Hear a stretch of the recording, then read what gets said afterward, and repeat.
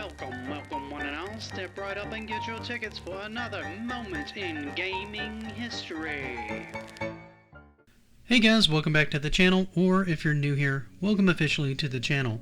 This is a series where I go into various different moments in video game history, and today I want to talk about a type of game that we've all played, either in the arcade, the console, or even your phone. I'm talking about the puzzle game. Let's look back at the history of the puzzle game as a genre, see where it started, and talk a little bit about where it's gone over the years. So, if you have a minute, sit back and hang out for a while as we go into the history of the humble puzzle game.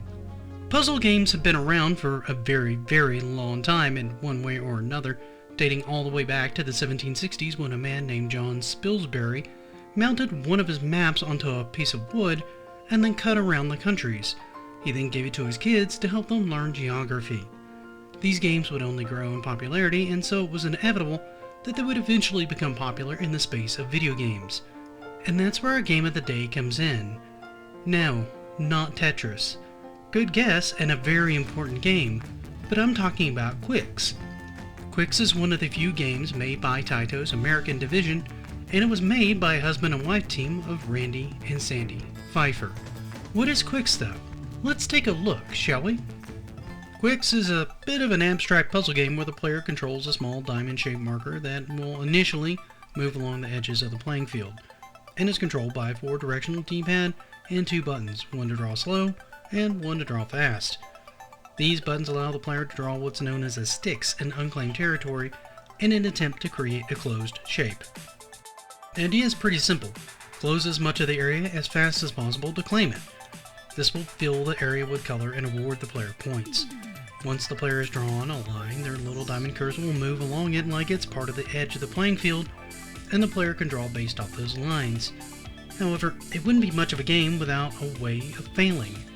And that's where these flying lines, known as the Qwixx, come into play. If touched, your diamond is destroyed and you'll have to restart the line along with the area and lose a life. There are also sparks that run along the edges just like the player, and if you come in contact with one of those, it also results in a player's death.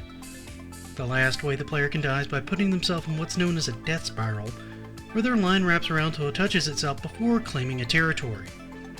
The objective is to take a certain amount of the play space with as little amount of time as possible, and it's a fairly unique game made more interesting by how few games were designed by the American vision of Taito, and the fact that it came out as early as 1981, beating out Tetris by nearly 3 years.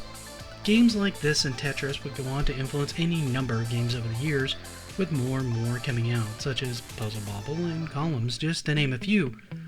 As games advanced, more sliding puzzle-like games and Tetris-like games would come out. Even 3-dimensional puzzle games would come into their own, further expanding the genre. Today we can play many games that were influenced by the early games like Qwixx and Tetris in particular, having been at the forefront of this particular genre, laying much of its groundwork.